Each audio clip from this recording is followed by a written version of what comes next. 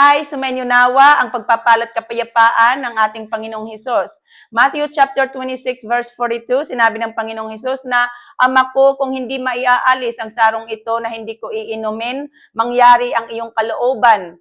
Okay, dito sa Matthew chapter 26 verse 42, nanalangin ng Panginoong Hesus na kung maaari, hindi niya inumin ang sarong ng paghihirap. Ito'y ang hirap na daranasin ng Panginoon Hesukristo sa cross. Ngunit sinabi ng Panginoon na hindi kalooban niya ang masunod, kundi ang kalooban ng Diyos Ama. Okay, ang sarong ito na tinutukoy ng Panginoong Hesus ay ang sarong ng paghihirap o kaparusahan. Ang tawag din dito sa Holy Bible ay the cup of wrath of God, sarong ng puot ng Diyos. Ito yung nasusulat sa Isaiah 51 verse 22 at sa Revelations chapter 14 verse 10. Ang puot ng Diyos, ito'y kaparusahan para sa mga kaaway ng cross ni Jesus Christ. Okay, noong gabi bago dinakip ang Panginoong Hesus, ay naghapunan sila ng kanyang mga alagad ng huling hapunan at pagkatapos ay nagpunta sila sa bundok ng mga olibo at nanalangin ang Panginoon roon. Sinasabi dito sa Matthew chapter 26 na sa gabing iyon, tigib ng hapis ang puso ng Panginoon na halos niya ikamatay.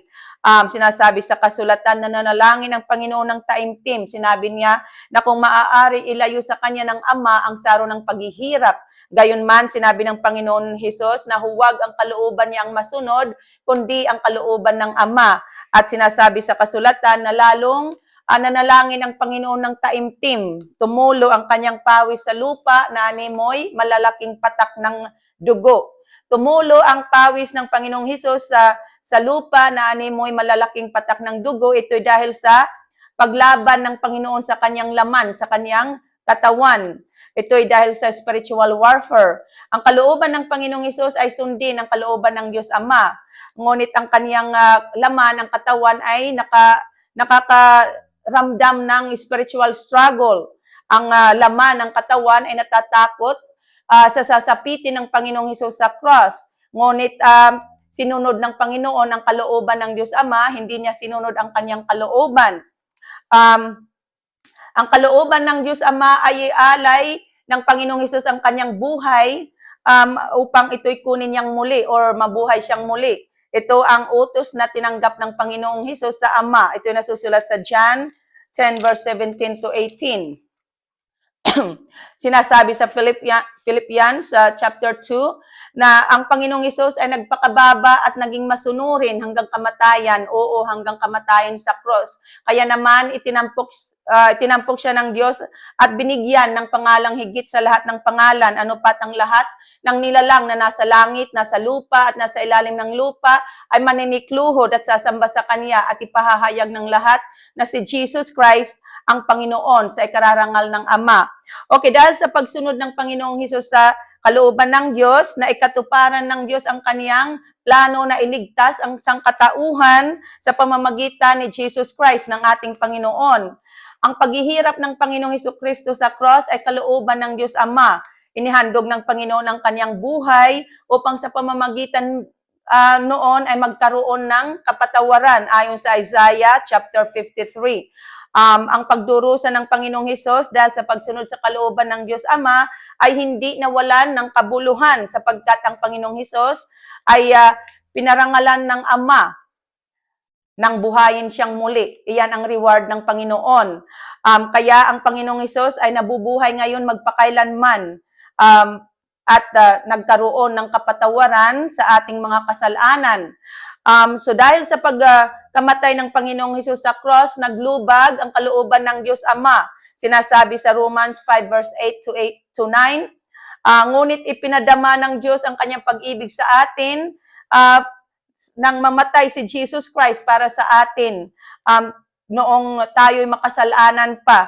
At ngayong napawalang sala na tayo, sa pamamagitan ng dugo ng Panginoong Hesus, lalo nang tiyak na maliligtas tayo sa puot ng Diyos o sa kaparusahan sa pamamagitan ni Jesus Christ. At sinasabi sa John 3 verse 36 na ang nananalig sa anak kay Jesus Christ na ating Panginoon ay may buhay na walang hanggan. Ngunit ang hindi tumatalima sa anak ay hindi magkakaroon ng buhay na walang hanggan at mananatili sa kanya ang puot ng Diyos. Kaya sundin natin ang kalooban ng Diyos upang maisagawa ng Diyos ang kanyang plano para sa atin, ang tayo'y iligtas at buhaying muli sa huling araw sa pamamagitan ni Jesus Christ. Ang kalooban ng Diyos Ama ay manalig tayo sa kanyang anak, sa kanyang sinugo na si Jesus Christ na ating Panginoon. At sundin natin ang utos ng Panginoong Hesus na tayo magmahalan. Ito ay nasusulat sa John 15 verse 17 at sundin natin ang utos sa Holy Bible na magpakabanal tayo sapagkat ang Diyos ay banal. At tularan natin ang Panginoon, maging mapagpakumbaba tayo at masunurin sa Diyos hanggang sa mawala tayo sa mundong ito. Tulad ng Panginoong Hesus na siya'y naging masunurin hanggang kamatayan sa cross. At maging handa din tayo sa pagtitiis ng ating mga tiisin ng mga hirap sapagkat ang hirap na tiniis ng Panginoon ay titiisin din natin ito. Ito ay nasusulat sa Mark 10 verse 39. So kung ang Panginoong Hesus ay uminom ng saro ng paghihirap, tayo ring mga nananalig ay iinom ng sarong ito.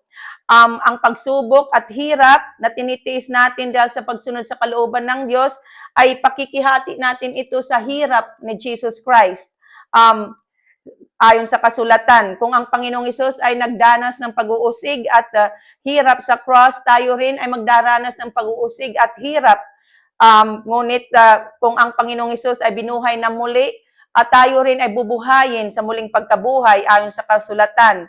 Kaya't ituon natin ang ating paningin kay Jesus Christ na siyang pinagmulan ng ating pananampalataya at siya ring nagpapasakdal nito. Dahil sa kagalakang naghihintay sa Panginoon, hindi niya ikinahiya ang pagkamatay sa cross.